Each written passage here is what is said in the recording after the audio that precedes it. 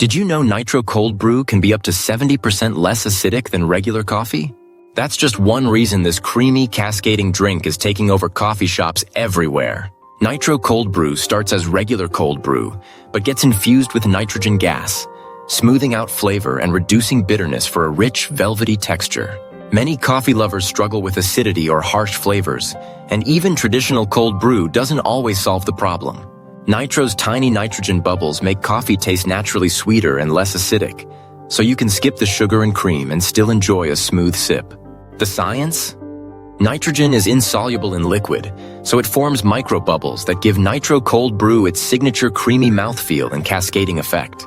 Nitrogen also helps preserve freshness and aroma, making every pour a sensory experience.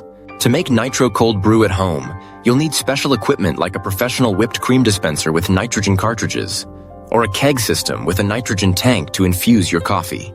Ever tried Nitro Cold Brew? Share your thoughts below. Curious about custom blends? Watch our next video. Create your signature cold brew at home.